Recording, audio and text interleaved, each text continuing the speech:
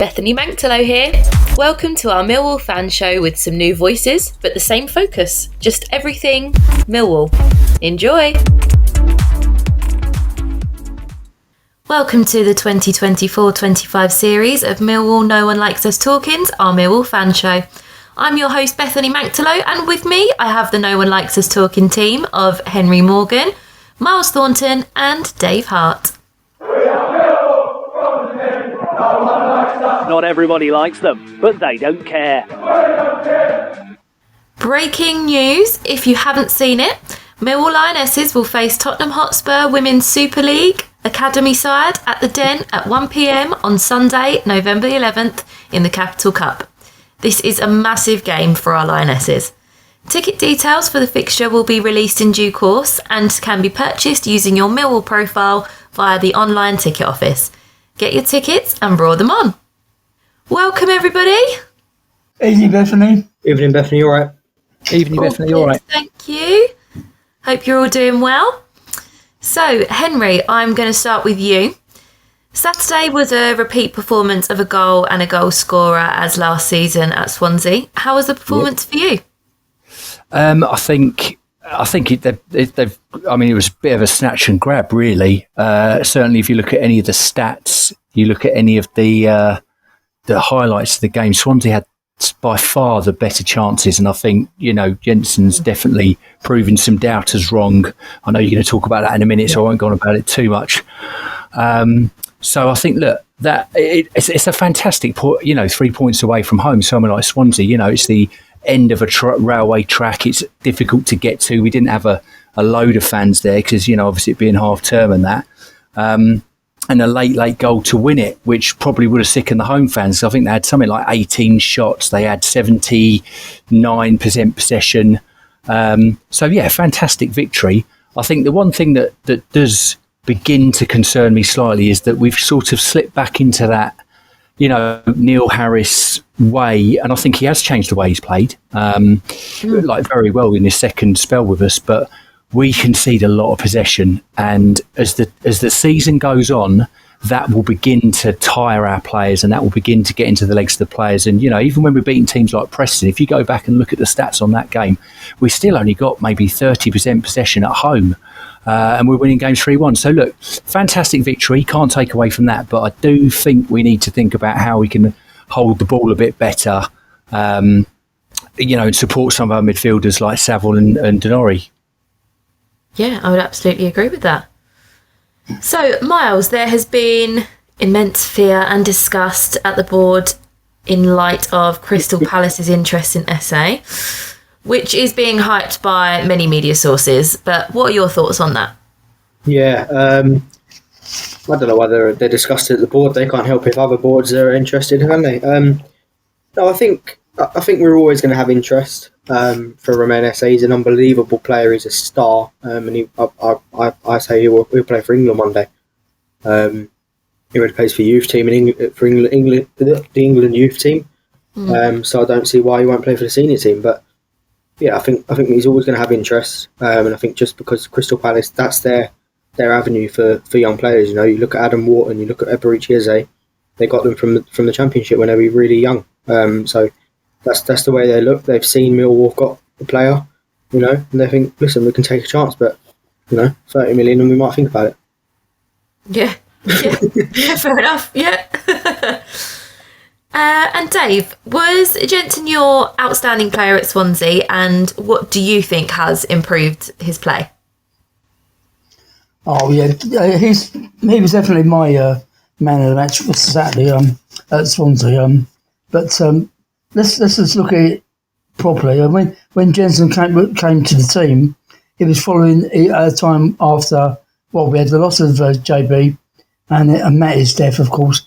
So he had big boots to fit into, and to fit himself into winning the fan base over and his teammates as well. So it couldn't have been easy for him, and it's a very unsettling time for anybody. So gradually, bit by bit, he played his way in, and he's now getting the confidence of playing regular. The team have picked him up, and I think the fan base are begin to accept him as our goalkeeper, which we have to do, and they must give him a lot of ideas of way his career's going to go with Millwall and playing as our goal stopper. Absolutely. So we will take a break there and hear about our sponsor, G&M Motors. Hi, this is Jess Tuffield from G&M Motors. Operating from a modern and purpose-built facility in Milton Road, Gravesend, G&M Motors offers a complete range of new Honda cars and services. As well as new Hondas, we have an extensive range of used cars, including ex-Motability cars from a variety of manufacturers. Specialising in new Honda cars, G&M Motors has been retailing quality new and used vehicles to the people of Kent and South East London for over 4 decades. We have been a Honda dealership since 1972 and are the country's longest serving supplier of this renowned marque. Conveniently sited just 2 miles from the A2, 10 miles from the M25 and Dartford Crossing, visitors to our showroom are assured a warm welcome from our experienced and friendly staff. Our facilities include an on-site workshop capable of providing full vehicle servicing and repairs, as well as an extensive parts department offering genuine Honda parts and accessories. The expertise of our skilled mechanics is not limited to just Hondas, but extends to most makes and models of motor vehicles. Whatever your motoring needs, visit us at G&M Motors today.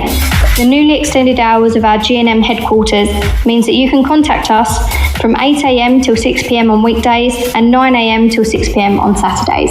To contact us, call us today on 01474 365 026. Thank you, Jess. Debbie Julian's here.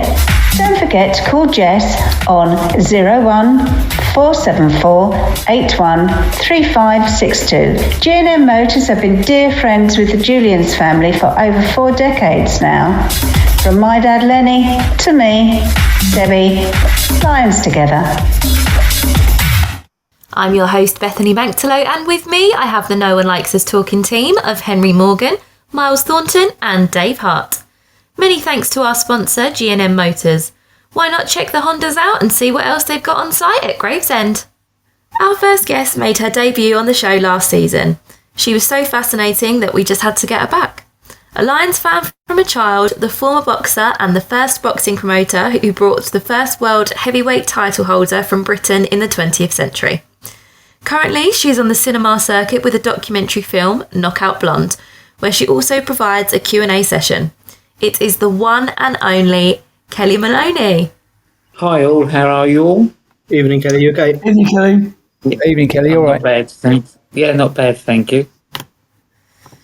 So, Kellie, before I let you chat to the team, can you please tell us where you were brought up? I was born in Elephant and Castle. The hospital no longer exists. My early childhood was spent in Ireland because my parents had no accommodation over here. We came back and I believe we lived in top of a house in Camberwell for a while. And then my mother and father became stewards of a Catholic social club in Peckham. And that's where I spent most of my youth and growing up and going to school until my parents divorced when I was about 18. Hi, Kelly. Henry here. Look, besides Brian King, who are your favourite players over the years at Millwall? One of mine was Alex Ray. I don't know if he's going to rank in there, but yeah, who are your favourite players? I like Keith Weller.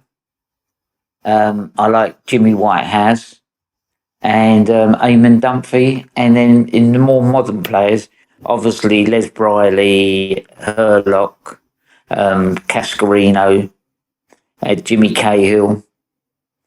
Yeah, Timmy Cahill. Yeah. Big favour of mine. Yeah. Yeah, and goalkeeping wise, obviously Brian King. What's his name? The goalkeeper from the Liverpool was always on the bench at Liverpool. Not Wenton. Oh my God, my memory's getting bad. Ford. I know David Ford very well. Got on very well with him. A couple of times when he played for Ireland in Portugal, he got me tickets to go and see the games. So, yeah, fantastic. Yeah. And Alex Stepney was always a great favourite. And pleased to see Lukas Jensen is now beginning to fit in the team and sort of command his area a lot more. I think he's now got the confidence that Tanganga's back in the defence. You've mentioned some absolute Millwall legends there. I'm not sure you've missed many people out. Only I would say potentially Alex Ray. Well, no, I know. I remember Alex Ray well. Yeah, a real hard man. I would say similar to Herlock in a way. Kellie, it's great to speak to you. It's Myles here. My family members often spoke of you and held you in high esteem. We share the Irish family upbringing in London, as you did. My mum got me to follow Millwall, and I've never ever looked back. Over the time you followed Millwall, you would have seen, as I have, many people manage the Lions.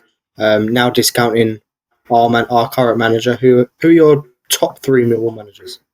Well, I actually attacked Benny Fenton and got carried out of the ground by the police when I was young. Yeah, I jumped over the wall to have a go with him because Benny was quite a funny guy. I mean, Brian King's told me so many funny stories about him. But I liked Mark McGee, and I liked George Graham. I think was one of the best managers we had, and McClintock in the dock. Evening, Kellie. It's Dave here. Hello, Dave. It's great to welcome you back on the show. I hear you talk about all these old players. They all ring a bell with me. I mean, I can remember just about the first goalkeeper that I saw was Reg Davis. I knew you were going to say that. I saw Reg as well. Yeah, I remember Reg. He was. I remember him coming out of the goal with his fists clenched in his gloves, and like saying, "Come on, then." Anyway, I'll distract from what I'm going to ask you. You've recently been pictured with a very talented ex-Chelsea player, Alan Hudson, in the Algarve. Yeah, I brought him over to do a speech. The Algarve was celebrating 10 years of walking football, and they wanted a footballer. And quite a few of them were Chelsea and Arsenal supporters. So I said, I might be able to get Alan Hudson for you. And he obliged. He came over. He had a great week. But I've known Alan for a long time. He's a big boxing fan as well. Yeah, it must be great to catch up with these really old players that were favourites at different clubs and hear their stories. But let's look at your as a boxing promoter. Can you tell us how your career evolved and how you developed many friends within the footballing community? Well, football was my favourite sport. I actually had a trial for Wimbledon when they were in the amateur league, but I was so small, I got knocked off the ball, and the guy, in them days, you had to be a lot bigger, more physical. If it was today, I'd probably got away with it. And they just told me that I was too small. I was very fast, but I didn't have the strength. It was their answer.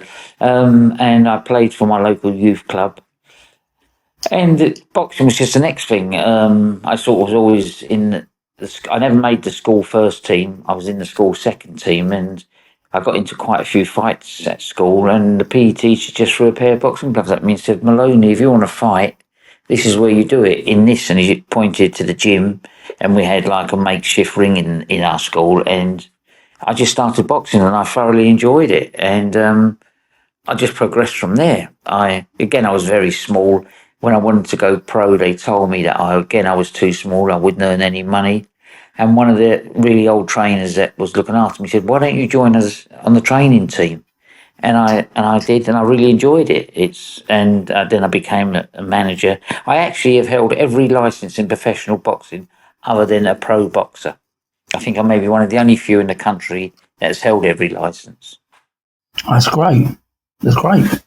Yeah, that's pretty unbelievable, to be fair.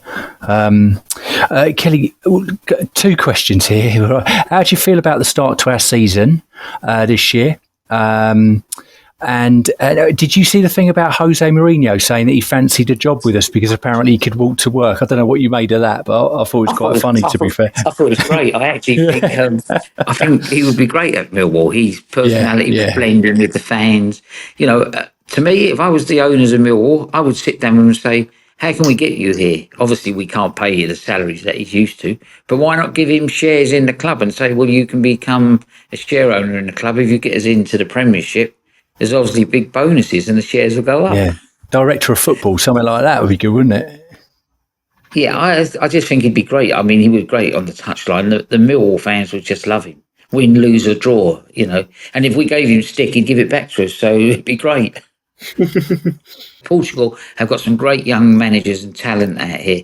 I actually gave Millwall notification of a young player because when I'm in Portugal, I go to Farense. They're bottom at the Premiership at the moment, and they've just sacked their manager. And they've got a young 35-year-old guy just come in, and they had a player called Maloney, Algerian, 21, and I sent it to Millwall, or I sent it to the club to have a look at him. And I also told I won't say which other club because I don't want to upset anyone.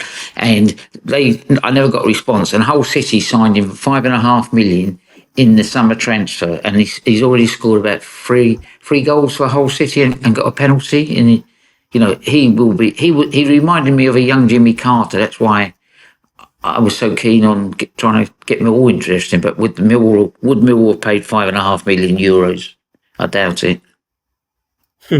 Yeah.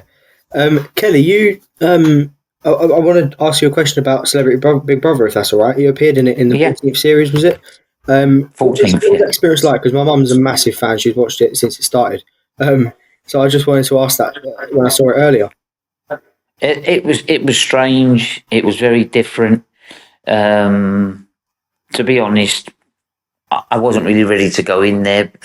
My story had just broken about my transitioning, and in a way, I wish I hadn't gone in there. But in a way, it sort of helped me as well. So I've got mixed feelings about it. But it's horrible being stuck in a place with people you don't like, or people that are complete utter idiots.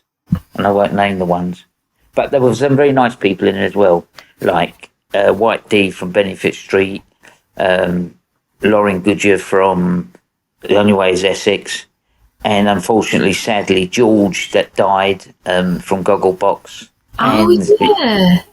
Yeah, and the American actor from the little guy from Will and Grace, who'd also died in a car crash in America about a year ago. I forget his name now, but they were really nice and good. George was a lovely guy, and Ricky from Geordie Shores, he was also very nice. Yeah, you were brilliant in there. I absolutely loved you in there. I'm glad someone did. Make impressions wherever you go, mate. Anyway, I'm going to ask you this question. It's a bit of a weird one, I suppose, but you've recently said that if you weren't yourself, you would have loved to be the England manager, Sarina Wiegman. Why did you pick Sarina? I think she's a good manager. I think she's got great tactical ability, and she reads the football game very well. If I had my life over again, I would go into football management and not boxing management. You get paid even if you don't succeed in football management. And I just like the way she presents herself. There's a lot of men managers that I think are very good. I think the one Manchester United are going to get is going to really rock the Premiership. I think people are going to be in for a big surprise when they get to see this young guy. He's 37 years old, and I've seen Sporting Lisbon play twice, and they play absolutely brilliant football. I can't wait to watch them.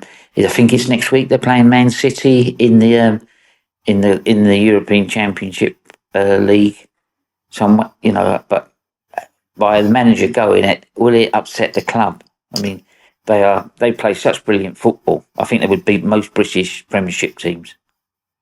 It's no disrespect to women, but it's not going to be long before we get a woman managing a top flight team. I'm not sure. I think that may be a lot longer than anyone expects. I agree. If you watch it, it's two different games. It's the same with boxing. If you watch female boxing to men boxing, you can see the difference. I think women are a lot more skillful in their boxing tactics than men, where men rely a lot more on power and knockout punches. And I think with women football, again, it's not it's not as physical, and it's not as much as contacting as there is in male football. So I don't know if many male footballers would pay much attention to a woman manager at the moment, because there's, if you look at most of the women's team, quite a few of them have got men managers, haven't they? There's only a few women that are running football. So, yeah. Kellie, thank you so much for joining us tonight and sharing all your thoughts about Millwall football and Big Brother and everything else. So, as always, it's lovely having you on. It's an absolute pleasure. Hopefully you'll come back on again. However, before you leave, we have Ted's Prediction League. So I'm going to ask you some predictions for some upcoming games in Ted's absence, if that's all right. Yeah. So we've got Millwall Burnley. Ted predicted 2-1 win. What's your prediction? My heart wants Millwall to win, so I have 1-0 to Millwall. And then we've got Blackburn Sheffield. So Ted sees this as a 1-1 draw. What do you think? Yeah, I see that as a draw. I think that could be a bit high scoring. Do you know, I'm actually going to poke my head. I'm going to go 3-2 Blackburn. Okay. Interesting. And then finally, QPR Sunderland. Ted's a bit more gloom for low-line QPR and is predicting a 1-2 loss for QPR. What do you think? Yeah, 2-0 to Sunderland. 2-0 Sunderland.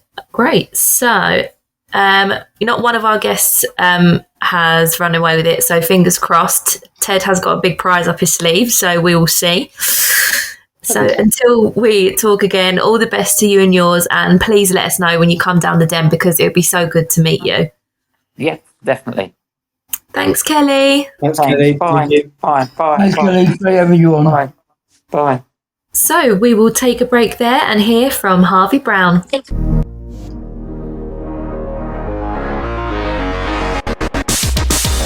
Hi, Harvey Brown here. I am proud of the Lions Food Hub, which is jointly owned by Kellie and Ellen Webster, and they have been supporting families within our community for over 2 years on Millwall match days.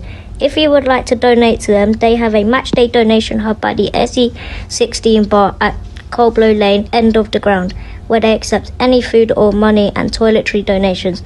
If you can help, any donations will be received with thanks.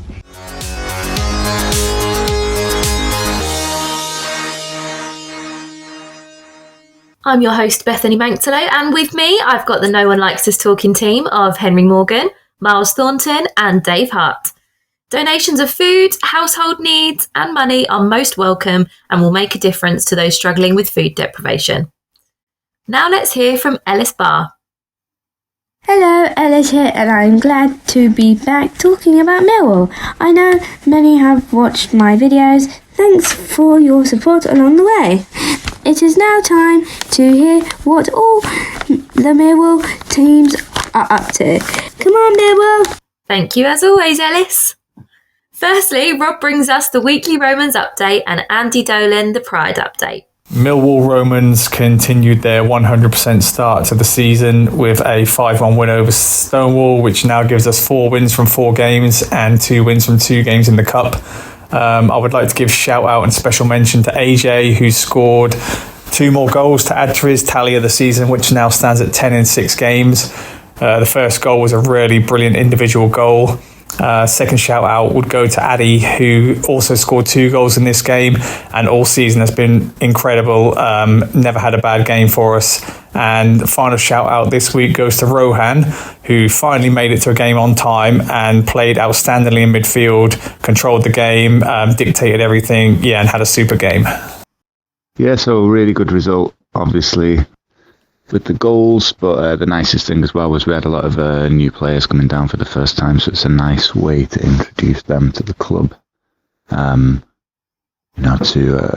have a game where we can play in patterns and get a few goals. It's a nice feeling when you get in a win like that, so that's really positive, so hopefully a few of them come back.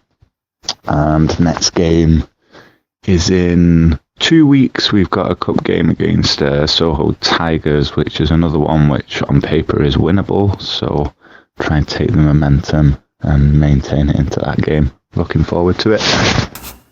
Paul Oding sent his predictions by text as he is in the South China Sea.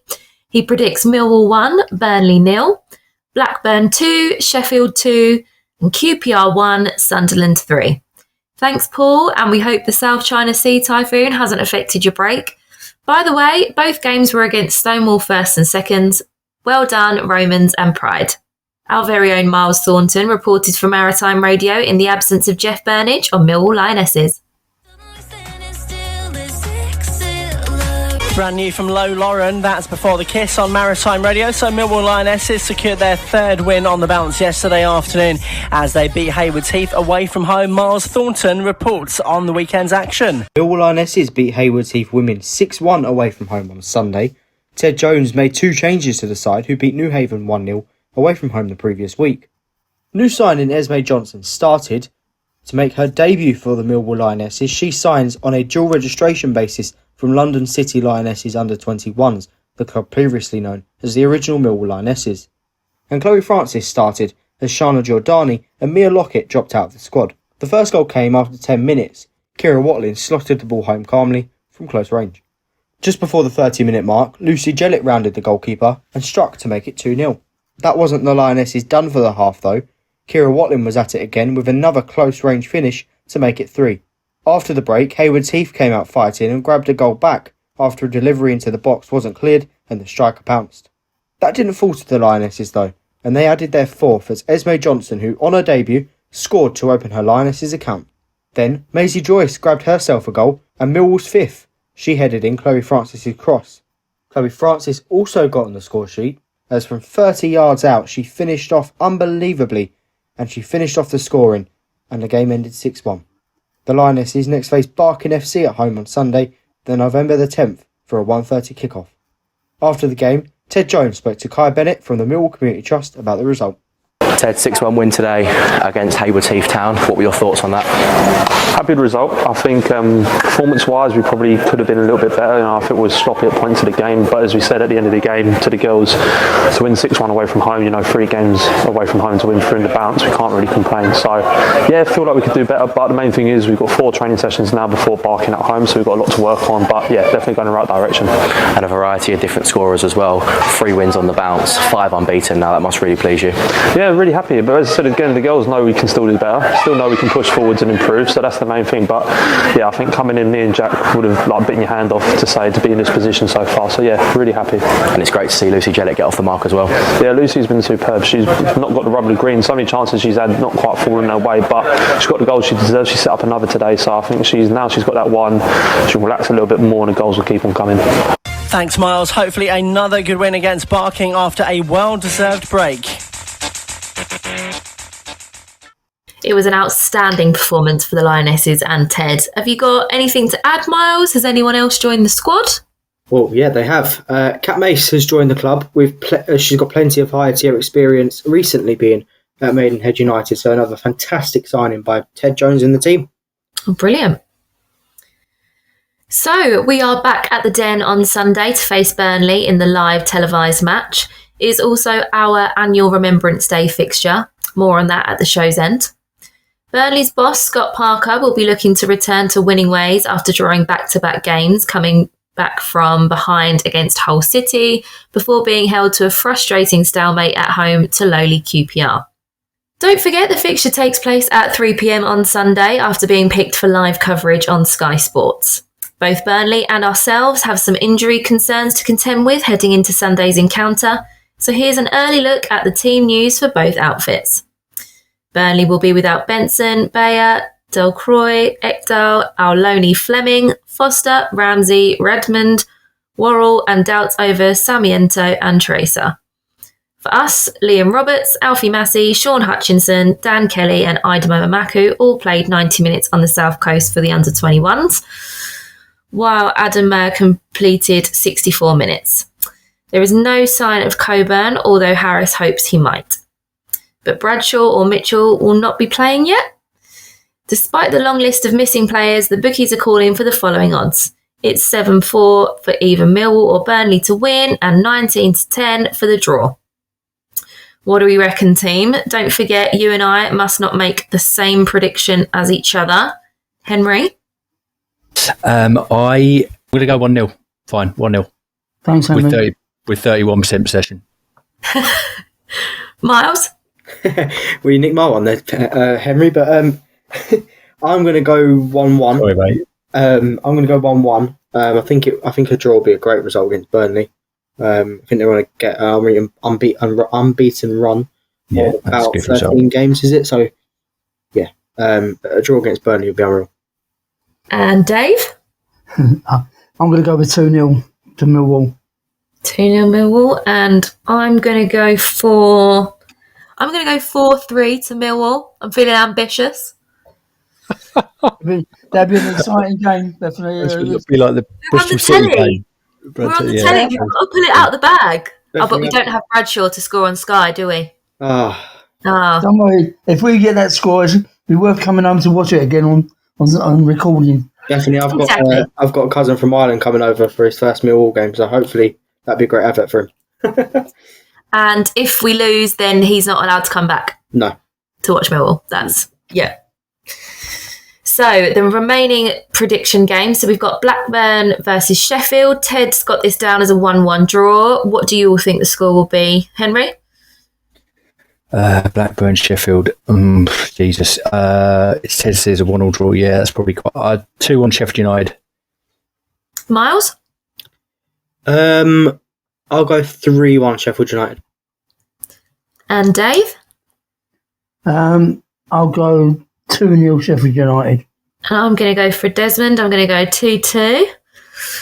So then we've got QPR Sunderland. Ted has predicted a 1-2 to Sunderland. What do you all expect? Dave? I'm going to go for 3-0 to Sunderland. 3-0. Myles? Yeah, Sunderland are just so good. I really think they're going to be up there come the end of the season, and I'm going to go 3-1. And Henry? I'll go 4-1 then, Sunderland. 4-1 Sunderland. You're going 4-1. Blackburn. Yeah, I don't like QPR. QPR. I'm going to go 1-0 Sunderland. Let's throw that in there. Right, predictions are locked in. We also have predictions from Nick Wythe of the Facebook Millwall Sicily site. Let's hear what Nick predicts. Hi guys, this is Nick Wythe and these are my 3 predictions for the games this weekend. Millwall 2, Burnley 2, Blackburn 0, Sheffield United 0, and QPR 0, Sunderland 2. Bye. Well, Nick got a point last week, so we'll have to wait and see if he makes it one more this week. Thanks for that, everyone. And thanks to Dave Hart, who collates those results. Don't forget, we have got another home game on Wednesday where we face Leeds at 7:45. Yeah, come and see the light show. Come and see the light show, absolutely. Well, that was fun with the added handicap of not being able to make the exact prediction as each other. Now it's time for Phil Coleman's Tales from the Boot Room. Hi everyone, Phil Coleman here again with a few more stories and a few more tales of my time at the Den. I'm going to carry on talking about the pro players that I remember and who had a big impact on me, and I trained and played beside them back in the 70s. I'm going to start with the 2 lads, Phil Walker and Trevor Lee. What can you say about those 2? They came in from Epsom and Ewell for £5,000 and left an absolutely mark on the club's history because they're top quality blokes and fantastic players. Phil Walker, he ghosted past defenders as if they weren't there. He was a real athlete. And I know I've mentioned this story before, and every Friday at 1 o'clock he'd see a psychiatrist called Romark, and I asked him, Phil, what does he do? And he said, he just makes me feel good. He said, he makes me feel 10 foot, so I can go past anybody, I can win games. So Phil was the first player that I ever heard of that was talking to the psychiatrists before the game. Trevor, I still maintain, Trev, that I cleaned his boots as an apprentice. Trevor tells me it was Phil's boots, but I think it was Trevor's. But another great player, so athletic, and I remember Trevor used to hang in the air. And I still see Trevor at games, and I'm glad he's okay after his heart attack. And a little story there about Trevor. Millwall sold him to Colchester, and then Colchester sold him to Gillingham. And with the money that Colchester got for Gillingham, they used to buy me in 1981. So I sort of followed Trevor up to Colchester United, and he left a week before I signed, and so they used a transfer fee from Trevor to buy me and a couple of other players at Colchester. In that same time, there were some terrific strikers. We had Terry Shanahan, Phil Summerhill, Roger Cross, Ian Pearson, and they were all good, solid target men, and they were tough to mark in training. And the ball went into them guys, and they either flicked it on or held it up and laid it off. And I seem to recall they were all very similar to Teddy Sheringham, and really tough to play against in training. And Roger Cross later went on to be a coach of the youth team and the reserves. And I owe Roger Cross quite a bit, because there was a time when I didn't have a club, and I'd call Roger up and say, is it off, I come and do a bit of training? And he said yes. I went in, played with the reserves, and a few weeks later I got a deal. And I did that twice with Roger, and both times he obliged, and I got into Millwall, did some training, and then other managers signed me. So the midfield players, the two that really stand out in those days, Terry Brisley and Brian Hamilton. I think Brian Hamilton was the club captain, and Terry Brisley was a terrific bloke. And again, I see him at the Den from time to time. Tough, good, all-round centre midfield players. They could play. And people like Terry Brisley held the team together, was absolutely solid in the centre of the park. And I look upon all of those players, and they left an impression on me. They were professional. They were honest players. And two more that really stand out. John Seasman, one of the most talented midfield players I've ever seen. He's on TV on some of the highlight shows. John Seasman was a baller. And his mate Tony Towner, they were both sold to Rotherham for quite a bit of money back in them days. And there's a little story about Tony Towner. I played right back behind him. He was quick. He'd skin players. He'd skin the fullbacks. But fullbacks back in them days, they really clattered into him. And he was my little mate, Tiger. And as a fullback, even though I was a lot younger and in my infancy in the first team, I thought I'd protect him. And I can remember a fullback at the Den once. It may well have been Alan Kennedy, I'm not sure. But they wiped Tony out, and I've just run over and put a double hander on his chest and launched him up against the fencing. And I thought, oh, here I go, I might get booked or sent off here. And the referee come over and just said, calm down. And that was the end of that. I think Tony had a clear ride for the rest of the game. But those two went off to Rotherham for good money. And I enjoyed playing behind Tony Town, just giving the ball and watch him disappear and skin the fullback. And the other two centre midfield players back then, Nicky Chatterton. People remember Nick. He was box to box, fit as a fiddle. And before trackers were installed on players, everybody knew that Chats used to run probably 10 miles in every game. He was fit as a fiddle. And he used to drive in from down on the south coast, Hastings, every day for training. No mean feat. And the other one was Brian Chambers. And again, top player, got on the ball, used to like to get on the ball and pass it for fun. And we had a good team back in them days, and some real good players, solid characters who fitted the Millwall way, if there is ever a Millwall way. But some great players that I had the pleasure of playing beside. I'll catch up with a few more of those players with you next time. Bye for now. We will take a break there and hear about Bermondsey Town.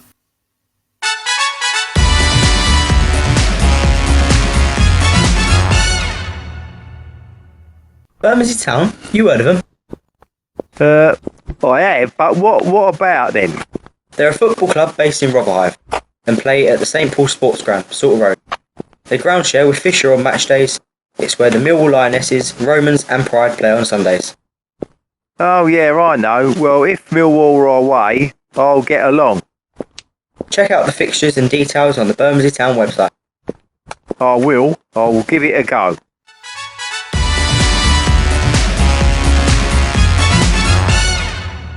I'm your host, Bethany Manktelow, and with me I have the No One Likes Us Talking team of Henry Morgan, Myles Thornton and Dave Hart. On Saturday, Bermondsey Town will host the Bermondsey and Rotherhithe Poppy Appeal. It is also their remembrance fixture. Our Myles Thornton says, please take your seats early and show respect for our fallen soldiers. Our second guest is now well recovered from the Belfast Half Marathon on September the 22nd in aid of our Millwall Community Trust and the Lions Food Hub. Out of 6,600 runners, he finished in the first third of all participants. A very credible result. Let us welcome to the show, Martyn Lawrence. Hello there, yeah, okay. Evening, Martyn, all right. Evening, Martyn. Yeah, can you all hear me all right? Yeah, all good. Mate. All good. Okay, cheers. So, Martyn, before I hand you over to the panel, tell me, how did life following the Lions begin? Was it your destiny or was it an option? It was my destiny, really. Like my old man, my dad, he's a big Millwall fan, still is, goes all the games, and like my granddad, his dad was Millwall as well, so I was only ever going to be one thing, you know what I mean? Yeah. Martyn, Henry here, mate. How you doing? Hello, mate. Look, since you followed Millwall, this is a big question because I could probably name about 6 or 7 of these. You've seen many games down at the Den or following Millwall. What are your highlights? Give me 3 of your highlights. Oh, that's a real tough one. When proper Eamon asked me a couple of weeks ago, it was like trying to think, but they'd probably all be like when the team that got promotion, like with Teddy and Cass and that around that time, I suppose. Okay, I was lucky enough to be at Hull that day when we won promotion, and then like my dad used to take me all the games. So which one stood out for you? Liverpool away, I always remember. Like my dad, Paul Stevenson's squad. I was only about 10 at the time, but I can still remember mate. it. Yeah, there's a lot of people sort of like my generation, 40, 42, 45 years old, that didn't get to that and just couldn't wait to play with them again, like at some stage. Is there any other games that stand out for you? Yeah, like when we beat Arsenal in the Cup, that was a great night. Like I was 19 and a young one. Yeah, I was there. Yeah, that was mega. You know what I mean? At the end, that was brilliant. But yeah, and then there's some right good ones. You know what I mean? Only too well, mate. Martyn, Myles here. It's great to have you on the show at long last. Neil's got the players to react effectively last season to steer clear of the relegation zone that looked like we was heading under Joe Edwards. This season, it's been a slow start, but since the return of Japhet Tanganga, we haven't actually conceded many goals, but we are catching some traction. How do you see the 24-25 season playing out for us for the rest of it? And then I've been lucky enough, like with great thing we got now called a Fire Stick. I've seen every game really, so I don't think we've played bad in any of the games really. Maybe the Cardiff game we weren't great, but like all the games I've seen, we've played pretty well in all of them really. And I think, you know, now Tangana's back and that, we look pretty solid at the back, don't we? So if we could just get the goals going in the other end, I think we'd be all right. I think we'd be hopefully top 10 sniffing around the playoffs. That's what you'd like to think, wouldn't you? Sort of thing. Hello, Martyn. It's Dave here. Hi, Dave. You recently took on the Belfast Half Marathon for 2 of Millwall's great causes. They are our community trust and the Lions Food Hub. What drew you to take on this demanding event, apart from running around Belfast's wonderful surroundings? Yeah, but I've actually done 4 full marathons. I've done the London twice, the Belfast once, and I did the Brighton one once. So I've had done marathons, and then but I sort of let myself go a little bit, and then I see it was advertised for a Belfast Half Marathon, and I thought, right, I'll go in for that, give myself a bit of a go, get myself back in a bit of shape or whatever, and then I know all the good work he does and all that for the food hub, and I said, if I do it, I'll do it for the food hub. And he went, oh yeah, that'd be brilliant. So he just went from there really. Yeah, so that's how it sort of all started. How's that gone for yourself? Has that did it go well? Has it really put you back on the right track for doing marathons? Yeah, well, just like I say, I was going through a bit of a tough time maybe about a year ago, and then I just needed like give myself some goals again, and then you know what I mean, get myself back on track on that. So yeah, it's all going good at the minute. So yeah, and then because I know Nick and that, I thought, right, I said if I do this half marathon and then do it for the food hub, and he said, yeah, that'd be great. Yeah, great. Well, keep up the good work.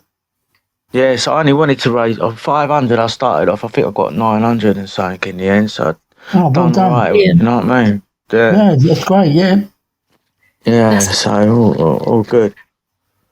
That's brilliant, Martyn. Thank you so much for joining us and sharing your thoughts about Millwall and your half marathon for 2 of our great causes. Having you on the show has been a pleasure. Hopefully you'd like to join us again. But before we let you leave, you do have a shout out in memory of Tony Macklin for us. Yeah, I was speaking to his son Jack, and he's been asking me to sort of spread the word, like the Leeds game on Wednesday, because it would have been 9 years ago on Wednesday when Tony unfortunately left us, and he said it'd be great if everyone sort of joined in for like a minute's applause in the 9th minute to remember like Tony, like he's like a massive Millwall fan, went home and away like down the years with the likes of the proper marathon man Kevin Downey and all that, so he was a Bermondsey boy, like went Millwall home and away. Brilliant. Excellent idea. I'll definitely be clapping in the 9th minute, and I'm sure everyone else that's there will be too. We'll spread the word. I've been trying to, everyone's been, all my mates and that have been trying to spread it, and he's like his son Jack's trying to get the word about, so that'd be good. We'll definitely do that. So I also have one more thing before you go. We also have Ted's Prediction League. So Ted selects 3 fixtures for the forthcoming weekend, and they are Millwall Burnley. Ted predicted a 2-1 win to us. What's your prediction? Right, I'm going to, wishful thinking, but I'm going to go for 2-0 Millwall. Yeah. I love it. Yep, brilliant. So Blackburn Sheffield. Ted sees this as a 1-1 draw. What do you think? I think 2-1 Sheffield United. 2-1 Sheffield. And QPR Sunderland. Ted sees this as more of a 1-2 win to Sunderland. What do you think? Yeah, I think Sunderland will win 2-0. I think they'll win that comfortable. Yeah. Okie doke. Well, thanks, Martyn. Not one of our guests is running away with it, so fingers crossed. Thanks for coming on the show. And no, thanks for having me.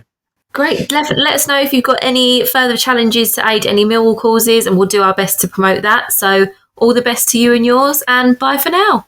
Bye for now. Thank you very much. Bye. Yeah, take care, Martyn. See you, mate. Thanks, Martyn. Yes. Thank you. Yes, thanks, Martyn. We are going to take another break there and listen to me explain how you can support the Millwall Community Trust.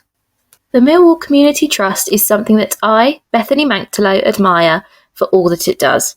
The Trust was established in 1985 to provide sporting, educational, social and healthy lifestyle opportunities to the local community in Southwark, Lewisham, North Kent and the wider community.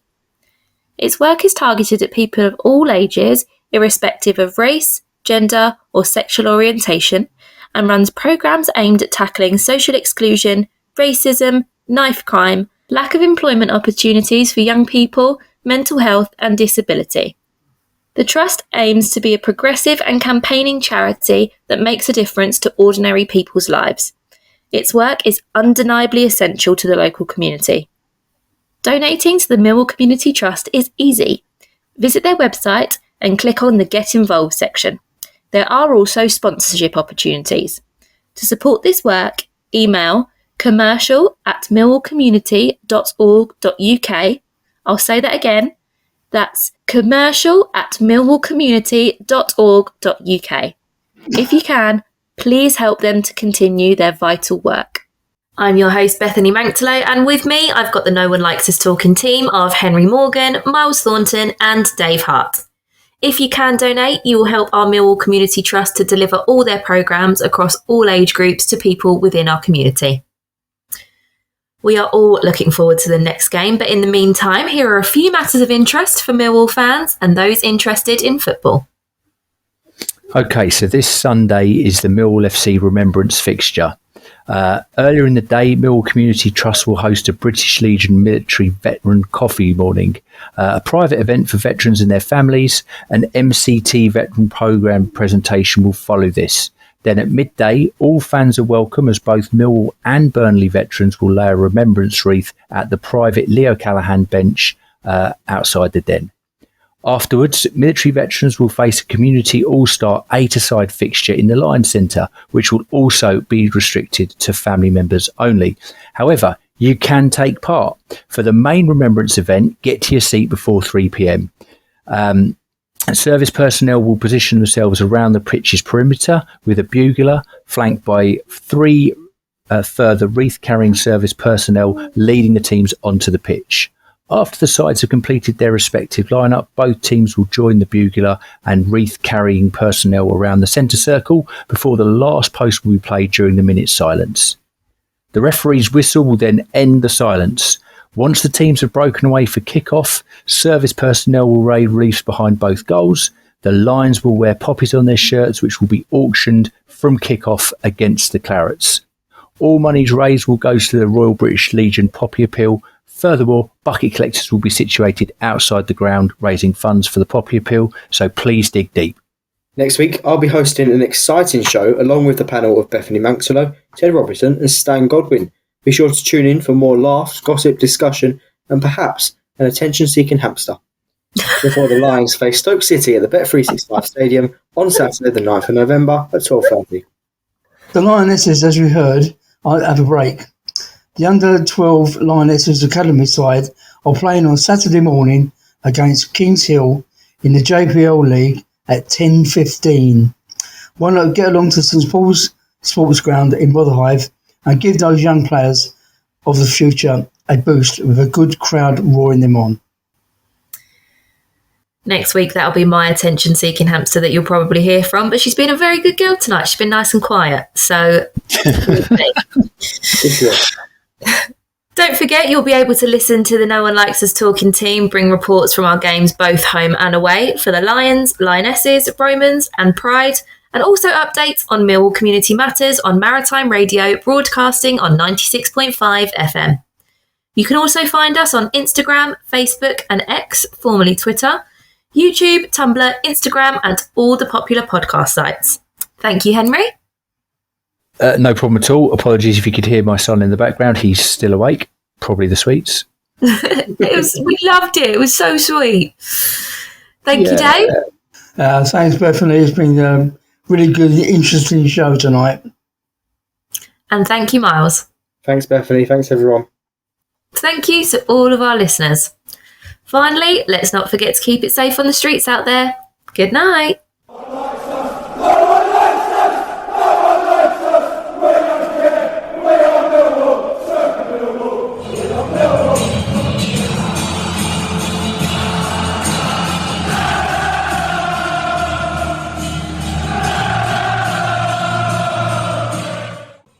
Our Millwall Fan Show is sponsored by G&M Motors of Gravesend, Honda dealers and much more. Thank you.